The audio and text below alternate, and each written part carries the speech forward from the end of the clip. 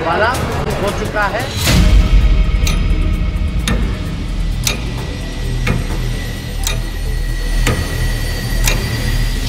क्या माननीय तेजस्वी यादव जी बिहार में आप खौफ का वातावरण बनाना चाहते हैं?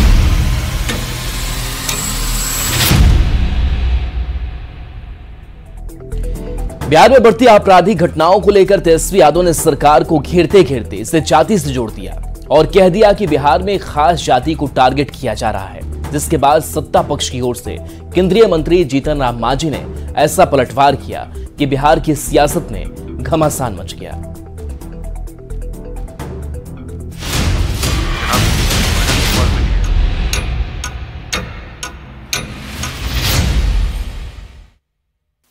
बिहार में अपराध पर सियासत।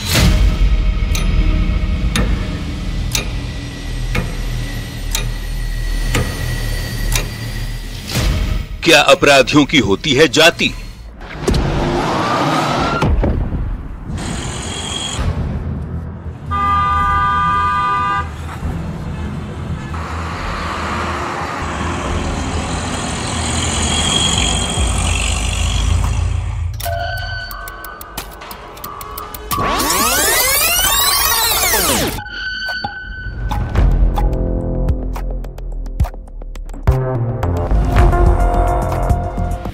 क्यों चढ़ा अपराध पर जाति का रंग?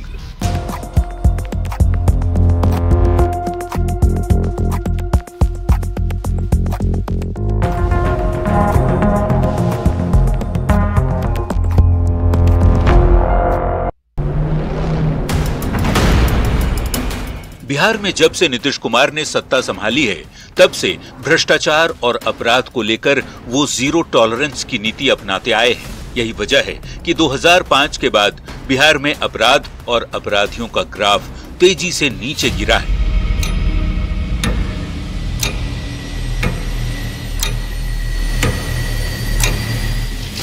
लेकिन पिछले कुछ दिनों से जिस तरह से बिहार के अलग अलग जिलों से हत्या और अपराध की खबरें आ रही हैं, उससे विपक्ष को नीतीश कुमार पर हमला करने का मौका मिल गया है। इस बार देश की जनता ने जनादेश में भारतीय जनता पार्टी और नरेंद्र मोदी को बैसाखी का सहारा दिया है और बैसाखी पर चलने वाली भारतीय जनता पार्टी या नरेंद्र मोदी सरकार स्वयं को पहलवान ना समझे। जनता और जनता के हितों के लिए आप कितना काम कर रहे हैं ये स्पष्ट कीजिए। झुनझुना लेकर के आने वाले गिरिराज सिंह जी, आप ये बताइए कि 10 वर्षों में मंत्री रहते हुए बिहार और बिहार के लोगों के लिए, बिहार के हितों के लिए, बेगूसराय के लिए कितने कार्य किए। बिहार पुलिस अपराध को रोकने के लिए लगातार काम कर रही है और सरकार भी अपराधियों पर सख्त से सख्त कार्रवाई करने के लिए प्रतिबद्ध दिख रही है। लेकिन बिहार में हो रही अपराध पर अब सियासी रंग चढ़ चुका है। बिहार में पूरी तरीके से अपराधीकरण हो चुका है। वो लोग तो खेतना ही करते हैं। क्या माननीय तेजस्वी यादव जी बिहार में आप खौफ का वातावरण बनाना चाहते हैं? एक तरफ पुलिस अपराधियों पर शिकंजा कसने के लिए लगातार काम कर रही है, तो दूसरी ओर तेजस्वी यादव ने सोशल मीडिया प्लेटफॉर्म एक्स पर एक अपराध को लेकर बिहार सरकार को घेरा, जिसने बिहार का सियासी पारा बढ़ा दिया है। अपने पोस्ट में तेजस्वी ने पहले लिखा, बिहार में डबल इंजन सरकार के चंद घंटों के मंगल राज का अद्भुत आपराधिक नजारा देखिए। मुख्यमंत्री से लेकर दो उप मुख्यमंत्री सहित समूचा अमला आपराधिक घटनाओं को लेकर आपराधिक चुप्पी ओढ़े हुए है।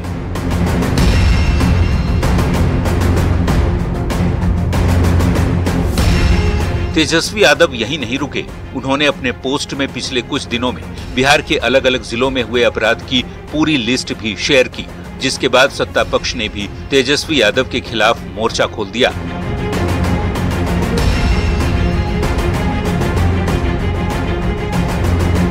केंद्रीय मंत्री बनने के बाद पहली बार पटना पहुंचे गिरिराज सिंह से जब बिहार में अपराध पर तेजस्वी के बयान पर सवाल पूछा गया, तो उन्होंने तेजस्वी को लालू राज की याद दिलाते हुए जोरदार पलटवार किया। जिन लोगों को जनता ने झुनझुना दिखा दिया, नरेंद्र मोदी ने बिहार में 8 मंत्रियों के सहारे बिहार के विकास को दोनों सरकार मिल करके हम ऊंचाई पर ले जाएंगे। किसानों के, मजदूरों के, बुनकरों का ये लक्ष्य है और जनता को बहुत बहुत बधाई। क्रिमिनलों की कोई जात नहीं होती, अपराधियों की कोई जात नहीं होती। जनता ने जिन्हें व्हील चेयर पर बिठा करके झुनझुना थमा दिया, वही आज बोल रहे हैं।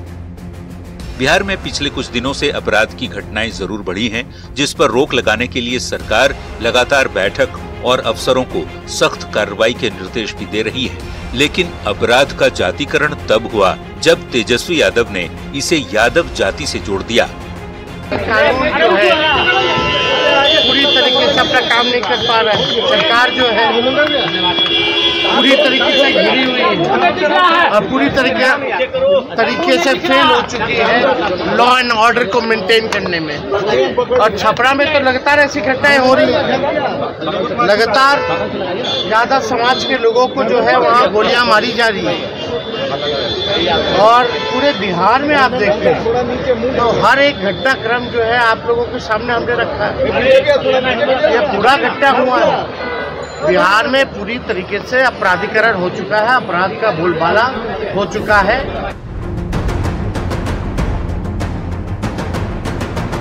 तेजस्वी यादव के बयान के बाद बिहार की सियासत पूरी तरह से गर्मा गई। बीजेपी और जेडीयू के नेता खुलकर सामने आए और लालू प्रसाद के शासनकाल की याद दिलाने लगे। इसी पर जब पटना में केंद्रीय मंत्री जीतन राम मांझी से सवाल पूछा गया तो मांझी ने लालू प्रसाद पर गंभीर आरोप लगा दिए।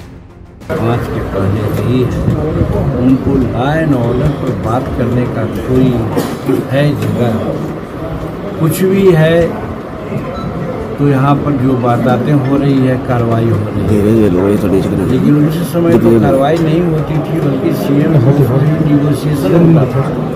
आज वैसा न हो रहा है, तो इसलिए तेजस्वी प्रसाद कहते हैं तो वो खड़े करते हैं। अभी पुराने ज़माने का 2005 के पहले का जो लॉ एंड ऑर्डर था, जंगल राज था, उस चीज़ को याद करते हैं तो सब लोगों का रुआं कांप जाता है। अभी हमारे यहाँ वही स्थिति आने का कोई सवाल ही नहीं उठता है।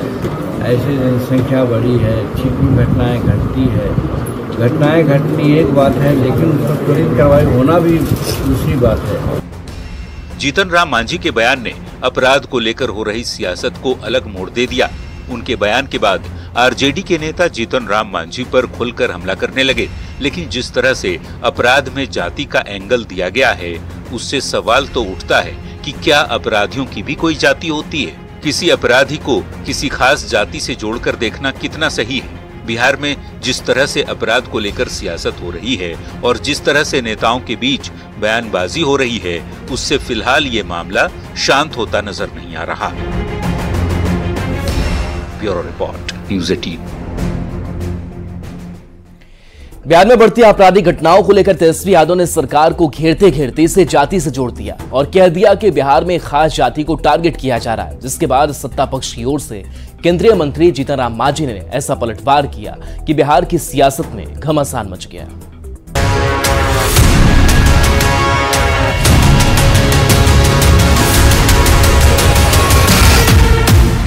कानून व्यवस्था पर सियासत आर पार।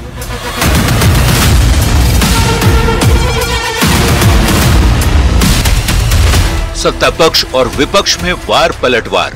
बिहार में पूरी तरीके से अपराधीकरण हो चुका है। क्या माननीय तेजस्वी यादव जी बिहार में आप खौफ का वातावरण बनाना चाहते हैं? प्रशासन का एक्शन धुआंधार।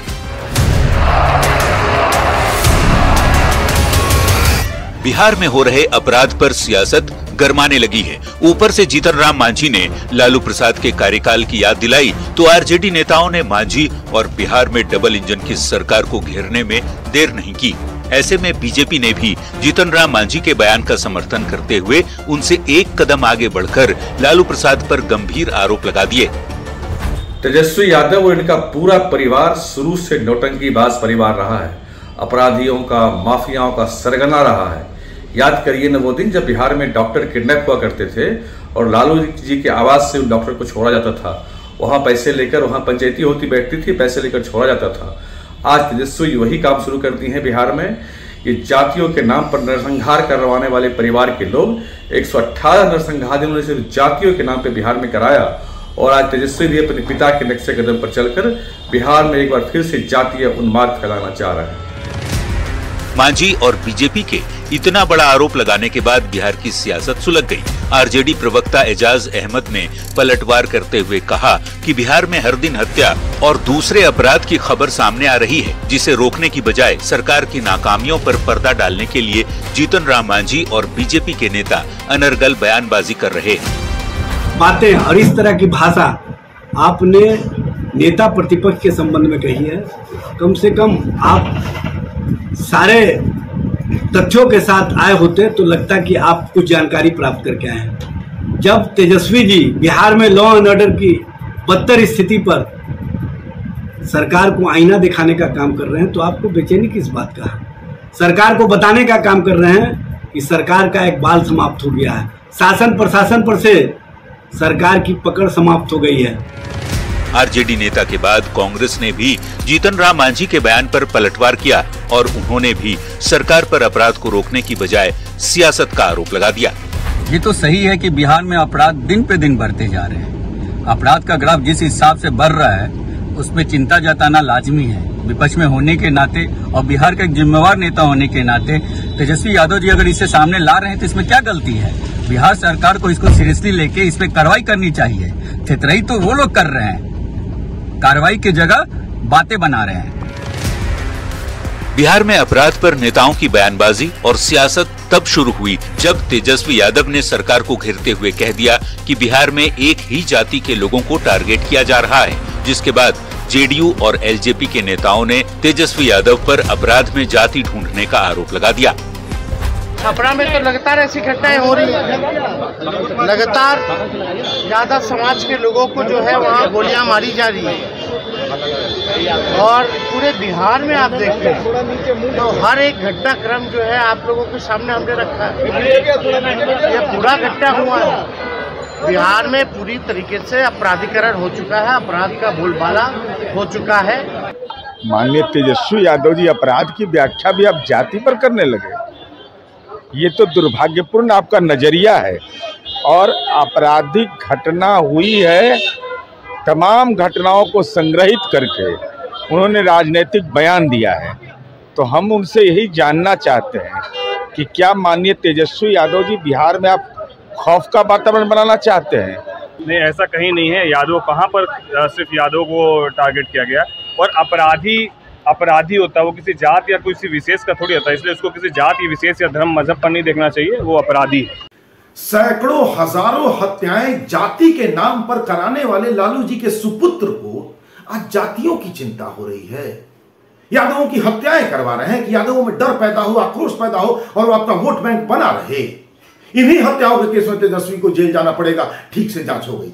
राजद के नेताओं को एक बात याद दिलाना चाहेंगे कि उनके समय में एक जाति विशेष के लोग ही बदमाशी, अपराध और रंगदारी करते थे। हालांकि अपराधियों की कोई जाति नहीं होती है, अतः उसको जातीय रंग देना बंद कर दीजिए। बिहार में एनडीए की सरकार है, कोई भी अपराधी वारदात करने से पहले 100 बार सोचता है। बिहार में लॉ एंड ऑर्डर हमेशा से चर्चा का विषय रहा है। नीतीश कुमार बीजेपी के नेता आज भी लालू प्रसाद के कार्यकाल के दौरान के अपराध की याद दिलाते हैं।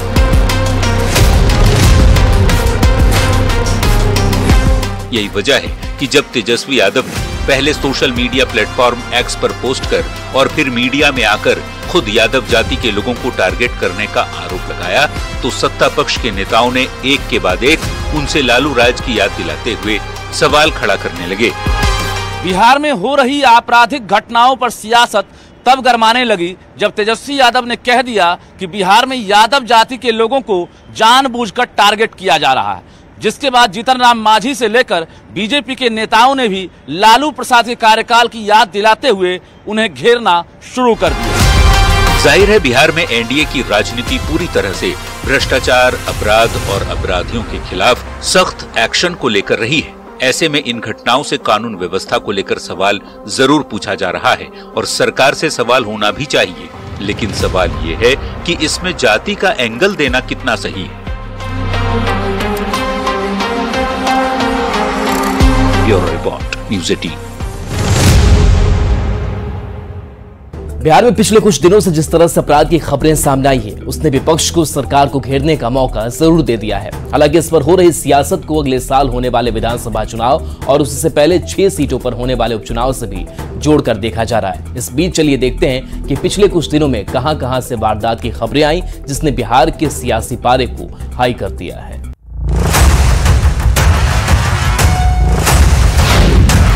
कानून के राज पर क्यों उठ रहे सवाल? साजिश या बदले की आग? कैसे लगेगा अपराध पर लगाम?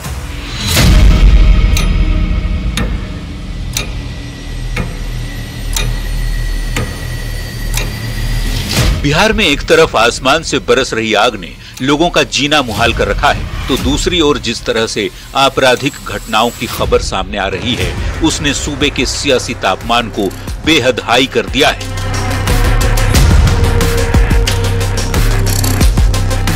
और रही सही कसर नेताओं की बयानबाजी से पूरा हो गया। विपक्ष एक तरफ जहां जाति का एंगल ढूंढकर सरकार को घेर रहा है, तो सत्ता पक्ष लालू राज की याद दिलाकर विपक्ष पर पलटवार कर रहा है। लगातार ज्यादा समाज के लोगों को जो है वहाँ गोलियां मारी जा रही है और पूरे बिहार में आप देखते हैं तो हर एक घटनाक्रम जो है आप लोगों के सामने हमने रखा है। ये पूरा घटना हुआ है। बिहार में पूरी तरीके से अपराधीकरण हो चुका है, अपराध का बोलबाला हो चुका है।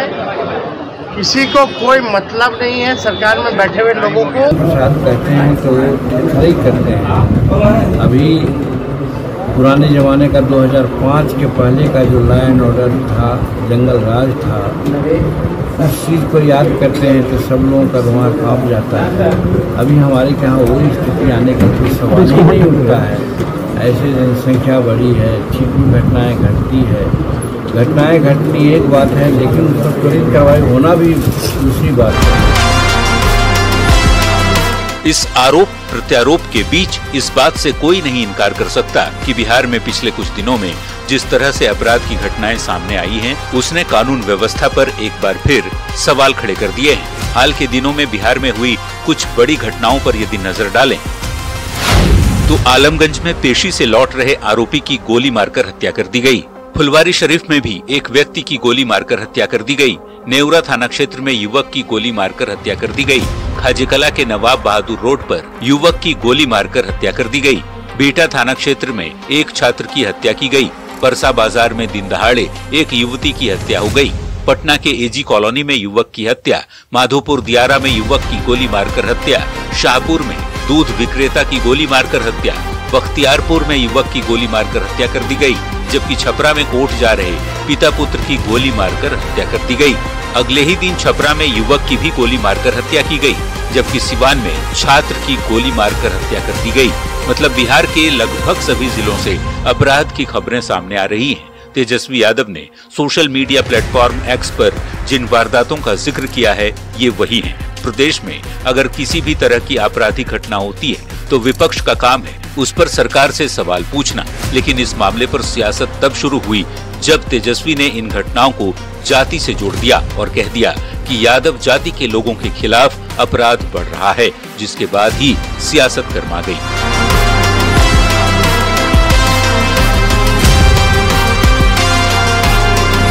बिहार में पिछले कुछ दिनों में अपराध की घटनाएं जरूर बढ़ी हैं, लेकिन उसके बाद नीतीश सरकार ने इस पर सख्त एक्शन लेते हुए प्रशासन को कड़ी से कड़ी कार्रवाई करने का निर्देश दिया है और प्रशासन भी लगातार अपराधियों पर कार्रवाई करता नजर आ रहा है। अपराध को लेकर जिस तरह से बयानबाजी और सियासत हो रही है, ये महज संयोग नहीं है, क्योंकि बिहार में अगले साल विधानसभा के चुनाव होने हैं और बिहार में सत्ता के सिंहासन तक पहुंचने के लिए विपक्ष किसी भी मुद्दे को खाली नहीं जाने देना चाहता। यही वजह है कि एक तरफ जहां सरकार आपराधिक घटनाओं पर लगाम लगाने के लिए लगातार एक्शन ले रही है, तो दूसरी तरफ विपक्ष इस मुद्दे को उछालकर अगले साल होने वाले चुनाव में सियासी फसल काटना चाहता है। सत्ता पक्ष और विपक्ष जिस तरह से एक दूसरे पर आरोप प्रत्यारोप लगा रहा है, उससे जाहिर है अगले कुछ महीनों में बिहार में होने वाले कुछ सीटों पर उपचुनाव को लेकर अभी से माहौल बनना भी शुरू हो गया है। Bureau report, news 18।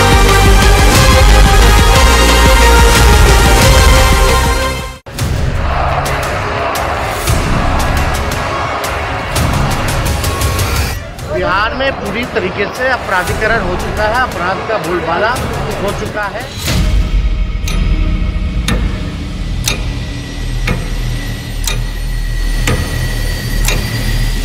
क्या माननीय तेजस्वी यादव जी बिहार में आप खौफ का वातावरण बनाना चाहते हैं?